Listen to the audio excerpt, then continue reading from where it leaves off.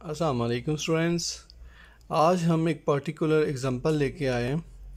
ये हमारे पास है motion of simple pendulum. This is your d square theta और d t square plus g और l theta is equal to 0। ठीक है, याद रखिएगा इसमें जी आपके पास ग्रेविटी है। ठीक है, acceleration of gravity, this is your length of pendulum,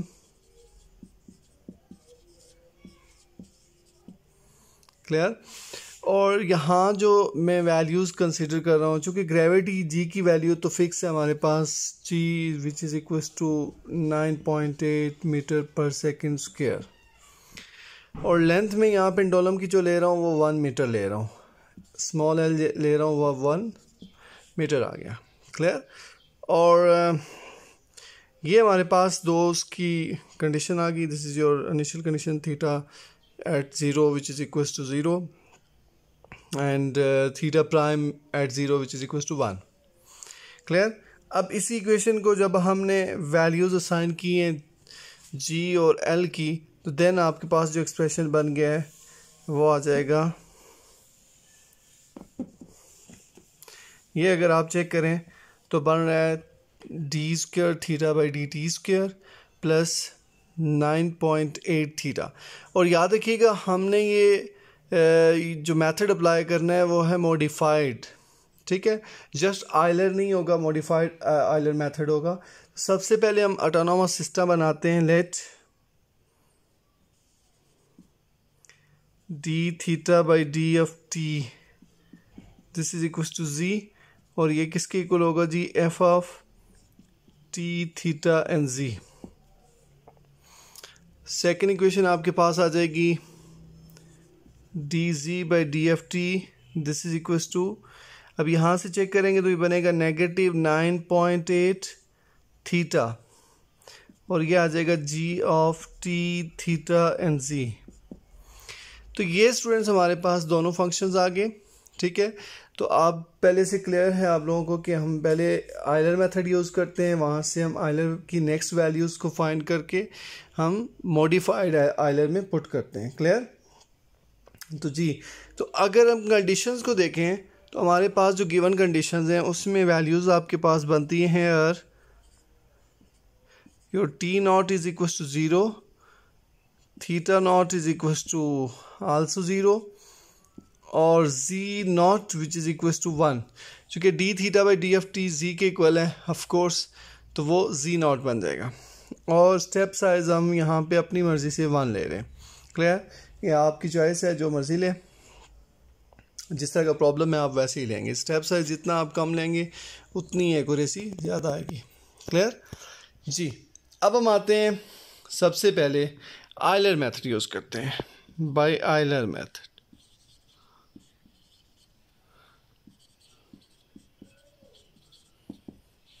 ji, Euler method था यहाँ के लिए, अगर आप चेक करें तो दिस इज़ योर थीटा, मैं लिख लेता हूँ जी कि for i which is equal to 0, मैंने आई 0 पुट कर दिया है। ठीक है, चूँकि आयलर की एक्सप्लेनेशन मैंने की हुई है ऑलरेडी, उसकी वीडियोज़ हैं, आप चेक कर सकते हैं। तो थीटा 1 जो होगा वो आपके पास किसके इक्वल आएगा, थीटा नॉट प्लस ये आ जाएगा एच एफ ऑफ, यहाँ जो आपके पास वैल्यूज़ आ रही हैं वो आती है t not theta not and g not. चूँकि हमारे पास theta 1 this is equal to theta not, क्या था थीटा नॉट हमारे पास जी ये 0 है,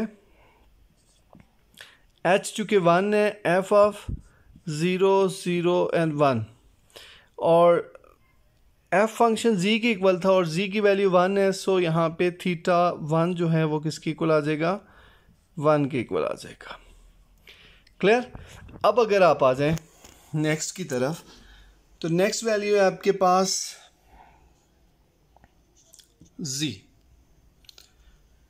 z1 किसके इक्वल होगा, z naught plus H G of T not theta not and z not, clear.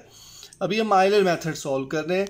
Theta 1 z1 find करने के बाद मॉडिफाइड की तरफ जाएंगे जी। तो ये बनेगा 1 प्लस H1 है G ऑफ, ये फिर उसी तरह आ जाएंगे 0 0 एंड 1। चूँकि G हमारे पास किसके इक्वल था, माइनस 9.8 थीटा, तो थीटा ज़ीरो होने की वजह से ये सारी टर्म ज़ीरो हो जाएगी, तो बाकी क्या बचेगा Z1 this is equals to 1। Clear. और अगर आपसे कोई पूछ लिया कि x1 क्या है, तो वो कंफर्म है जी x0 प्लस h होता है। इसका मतलब हो गया है कि x1 जो होगा वो x0 चूँकि ज़ीरो है और h1 था, सो हमारे पास x1 भी 1 हो जाएगा। क्लियर। अब हम आते हैं नेक्स्ट वन की तरफ, और नेक्स्ट है आपके पास मॉडिफाइड।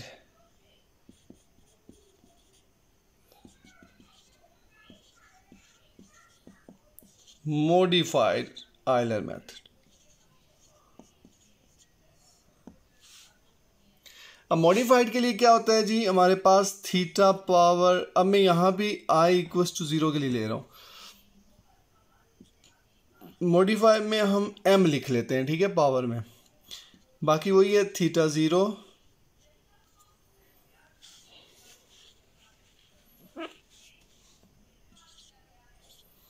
थीटा नॉट या थीटा 0 प्लस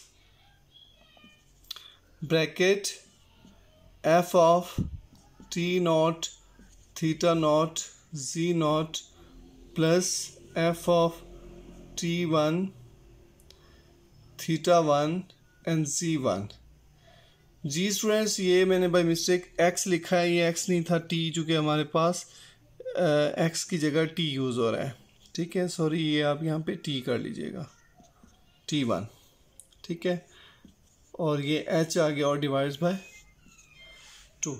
अब इनकी वैल्यूज़ पुट करें तो थीटा नॉट था हमारे पास 0 प्लस, यहाँ से चेक करें तो मैं पहले वैल्यूज़ पुट कर लेता हूँ, 0 0 1, और यह आ जाएगा 1 1 एंड 1।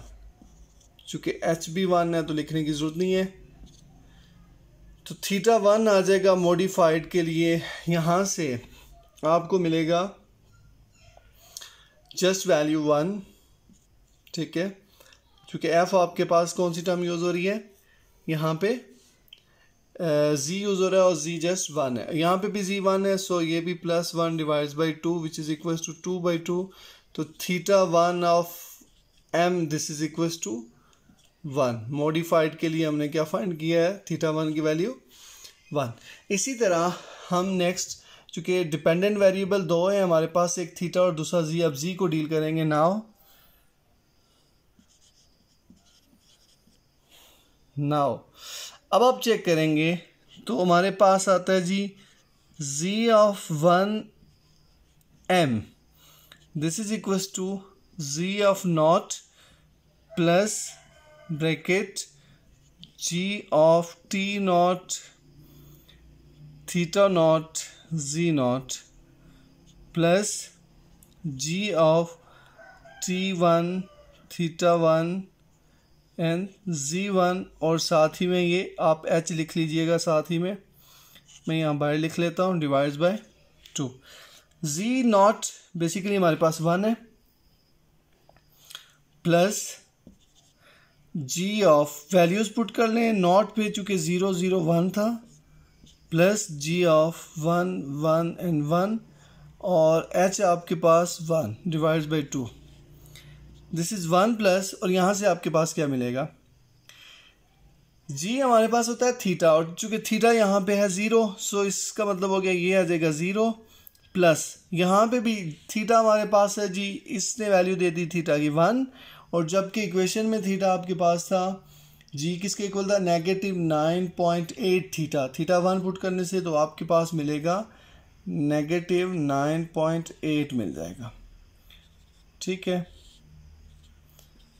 अगर फर्दर इसको सिंप्लीफाई करें तो 1 माइनस ये बनेगा आपके पास 4.9, finally this is your minus 3.9, this is your z1 of m। तो जी स्टूडेंट्स, ये मैंने मॉडिफाइड आइलर मेथड यूज़ किया है, और उसकी सिर्फ यहाँ पे आप चेक करेंगे तो एक Z1 फाइंड किया और सेकेंड आपने θ1 फाइंड किया मॉडिफाइड के लिए, ठीक है। इसको क्लियर करने के लिए मॉडिफाइड हम इसकी पावर में m लिख रहे हैं, ठीक है। तो इसी तरह फिर आपके पास जब θ1 Z1 और θ1 आ गया, अब ये आइलर में पुट करेंगे। आइलर आपको जो है Z2 और θ2 देगा, जो फिर आप मॉडिफाइड में अगेन पुट करते जाएंगे, और यही आपका कंसिक्वेंटली आपका जो है वो आइटरेटिव स्कीम सी ऑन रहेगी, ठीक है। तो जी स्टूडेंट्स, तो अब अगर कोई प्रॉब्लम हो इसमें तो आप कमेंट्स बॉक्स में मेंशन कीजिएगा, तो इसके ऊपर फर्दर वर्क किया जा सकता है। Thank you for watching. अल्लाह हाफिज़।